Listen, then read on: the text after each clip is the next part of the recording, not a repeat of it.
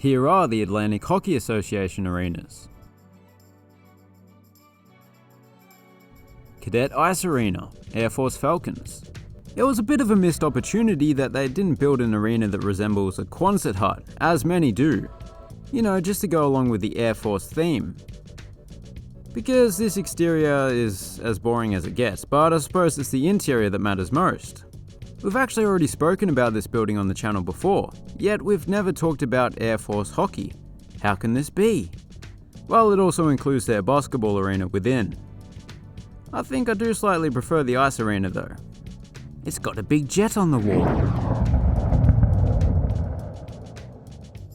Mass Mutual Center, American International Yellow Jackets. American International, that is a perplexing name. I believe it's something to do with the fact that the school was founded by French people. Anyway, that's kinda irrelevant. This is an off-campus venue that isn't owned by the school. Inside we have a symmetrical single-tiered seating layout, not much going on. It is fairly steep though, and the video board is comparatively large, which must make for a good spectator experience. Tate Rink, Army Black Knights. Before this rink was built in the mid-80s, the Black Knights were actually playing at an open-air venue, and I guess there are some benefits to outdoor hockey, but I'm sure the fans were glad to move into this venue that is climate-controlled. Not just for the warmth and comfort, but I do actually quite like the look of those yellow AC ducts. A weird thing to point out, I know, but they look good. I wouldn't be surprised if that center-hung scoreboard has been here since the 80s, but it is supplemented with proper video board, so that's all good. Bentley Arena, Bentley Falcons. Although this appears to be a solar farm from above, it is indeed an arena as the name suggests. Those solar panels are part of the reason that this was the first standalone hockey arena to be LEED Platinum certified.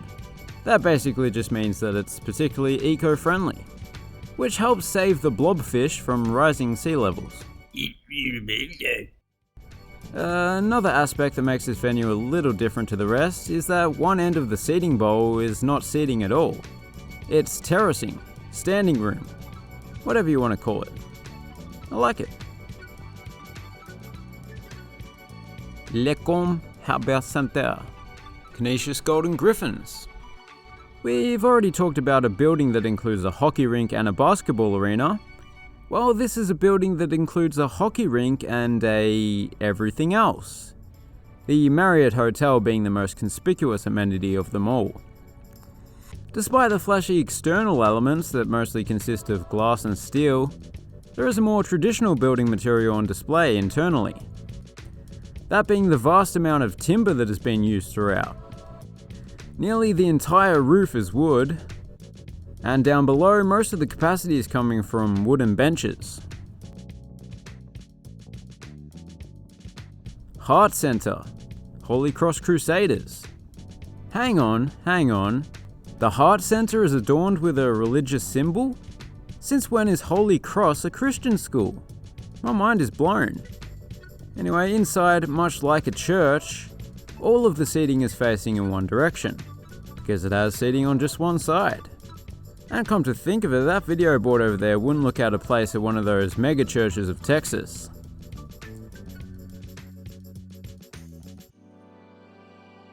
Mercyhurst Ice Center, Mercyhurst Lakers. Ooh, I like what they've done with the Y in their logo. Let's see how effective it is. Doesn't work. This has an even smaller capacity than the last one. However, the seating has been distributed a bit more evenly. Oh, and as you can probably see, they just got done with a minor renovation that included a lick of paint amongst other things. Dwyer Arena, Niagara Purple Eagles. I had to measure how far this place was from Niagara Falls. It's around 4 miles, or 6.5 kilometers, so it's definitely not a misleading name. I think I did the same when Grand Canyon University appeared in a video as well, and they weren't even close. Inside we have yet another very simple design, not a waterfall in sight. That is one mean looking eagle though.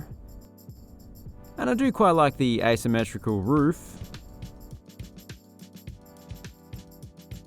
Jean Poliseni Center, RIT Tigers. This place is pretty similar to Mass Mutual Center, albeit much newer and about half the size, at least in terms of capacity. There's seemingly not much in the way of design quirks, not much I can point out. It's just a quality modern venue that gets the job done. Well, excluding that time a couple of years ago, when there was an ammonia leak and it had to be temporarily closed. But yeah, other than the occasional chemical leakage, it's all good. Clearview Arena, RMU Colonials. Now, they call it Clearview Arena, but do spectators actually get a clear view of the rink from their seats? Okay, there we are, that's better. That's a clear view. This venue was, for its first few years, actually home to a North American Hockey League team, the Pittsburgh Forge. But in true colonial fashion, RMU moved in and the original inhabitants were forced to relocate. Not to a reservation, but Toledo, Ohio. In all seriousness, they actually moved out a year before the Colonials arrived. Moving on. Martyr Family Arena, Sacred Heart Pioneers. As you may have noticed, the arena was yet to be completed when these shots were taken. But to be fair, it did only open a matter of months ago, so they're not too far out of date. The interior of this place is completely unique. They have used timber in a slightly unusual manner. For one, it wraps its way around the inside of this hovering ribbon of video screenage, to use a scientific term. And the premium seating up here is also lined with wood. To top it all off, there are some huge floor-to-ceiling windows over on the other side, making for a bright and airy atmosphere in the daytime. And those were the Atlantic Hockey Association arenas. They were certainly a diverse bunch. My favourite though would have to be Martyr Family Arena. It's just got a bit of everything. If you're new around here, please consider subscribing, and as always, thanks for watching, have a good one.